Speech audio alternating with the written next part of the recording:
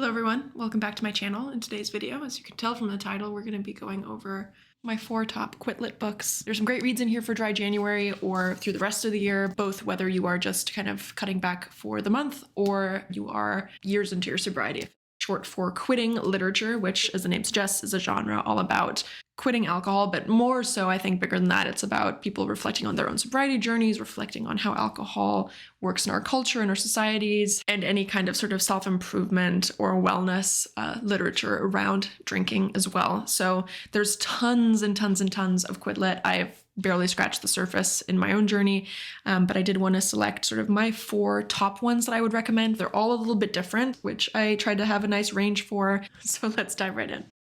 The first book that I want to talk about is This Naked Mind by Annie Grace. I did outline all of these with a little bit more detail on my Substack. So if you prefer to read the reviews, I have it linked in my description. I'm also doing 30 days of content for dry January, so a newsletter every single day talking about sobriety, tips, reflections, things like that. And obviously I'll be continuing posting regularly there after January as well. Just wanted to highlight that. Now this is a book that if you've watched any of my previous videos, I have mentioned before. I talk about Annie Grace quite a bit. This is a book that really changed the course of my sobriety journey. I've talked about the alcohol experiment that she has to cut back or just reflect on your relationship with alcohol that I did. And I read this book before I actually quit drinking. So this was sort of in my sober curious days where I first stumbled upon this, and I've read it a couple times. But if you are sort of in a sober curious place, if you are having difficulties around alcohol in terms of like drinking too much, drinking more than you said that you wanted to, having a hard time cutting back or moderating or quitting, this book really outlines the science behind alcohol, how it affects our brains, how it forms habits, why it can be difficult to moderate or quit.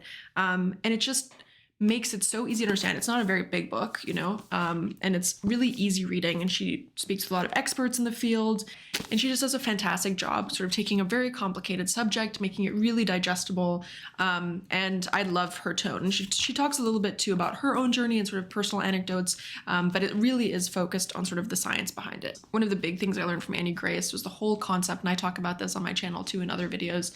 If you're drinking alcohol, or if you're doing a drug, or if you have any kind of bad habit, you are getting some kind of benefit from it. It helps you relax, it makes you more fun, it helps you be more social, it reduces your anxiety, whatever that might be. If you feel like alcohol gives you those benefits, it's really hard to quit drinking. It's really hard to give it up.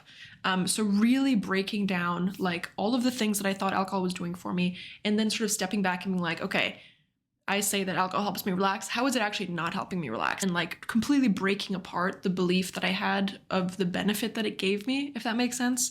So that I can really look at alcohol now and be like, there is nothing there for me. I have no desire to drink because there's no value that I would get out of drinking. And sort of that mindset shift, breaking that apart, is something that I learned from Annie Grace. So I highly recommend This Naked Mind, as well as The Alcohol Experiment, which is sort of an online thing. I know she has like a community and paid content as well, which I've never done, so I can't really speak to that. Obviously, that's an option if that's something that you're into.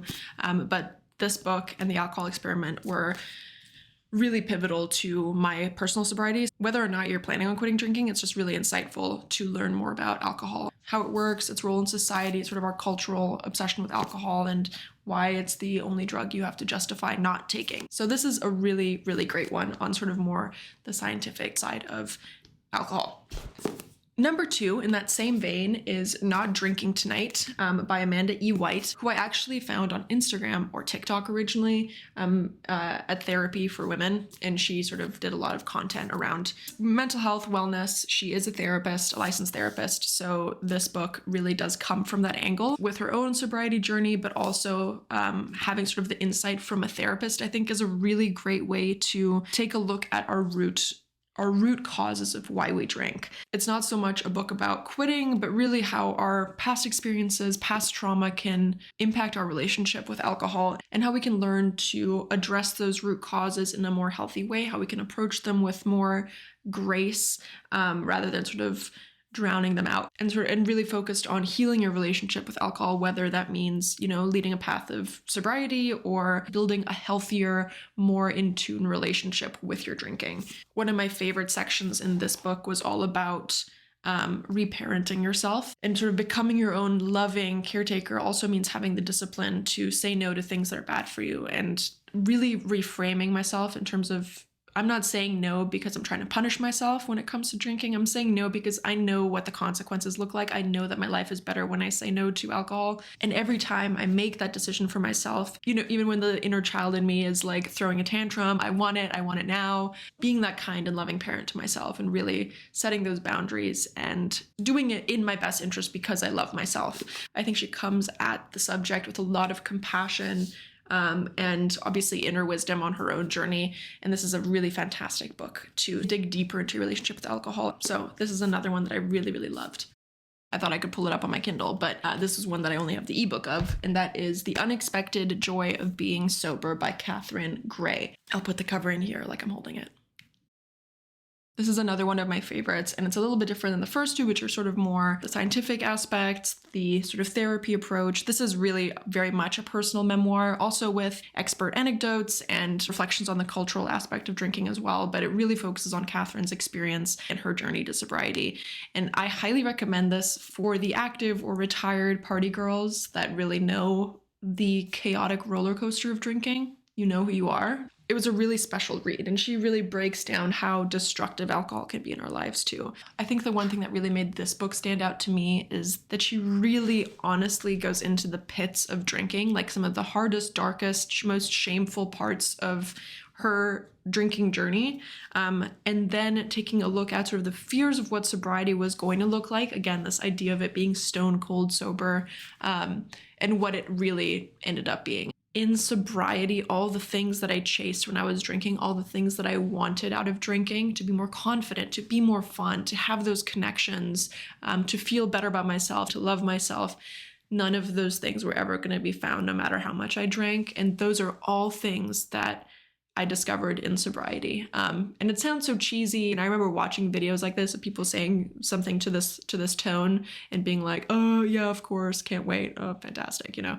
But it's so true. And she really highlights this with a message of grace and hope for the future. And it's just a really inspiring sort of personal account of, yes, the drinking chapter, but also the chapter afterwards, that Warm Sunshine Sober, which I think is her second book too. Okay, last one, another sort of different vibe from the previous three, is The Sober Lush. And this has two authors, Amanda Ira Ward and Jardine Libert, A Hedonist Guide to Living a Decadent, Adventurous, Soulful Life, Alcohol-Free. This book is such a fun, playful take on sobriety, and it's beautiful enough to be like a coffee table book, and it's something that you can read sort of whether you are just doing dry January to cut back for the month, maybe you're 2 years into your sobriety or 5 years into your sobriety, and really highlights how we're sold, again, this idea that alcohol is this luxurious treat, this very sensual experience, but really experiencing all of these things in sobriety makes them that much more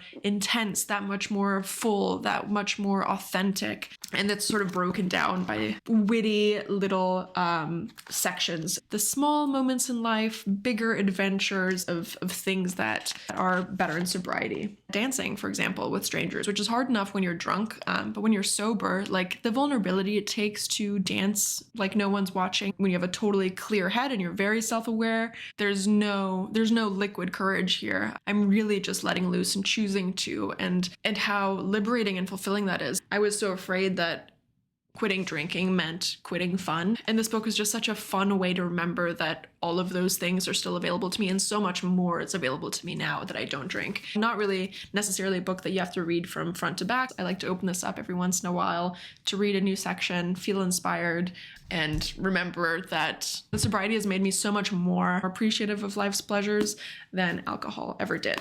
So those are my 4 recommendations. If you are reading something right now or you have in the past that you think, is your top quit lit book, drop it in the comments. I'd love to hear what everyone else says. It's always great for other people to check the comments for inspiration and other people's suggestions as well. I hope everyone's January is off to a great start. Thank you so much for watching. Don't forget to give this video a thumbs up if you enjoyed it. Subscribe to my channel for more sobriety and lifestyle content. I appreciate you being here, and I will see you in my next video.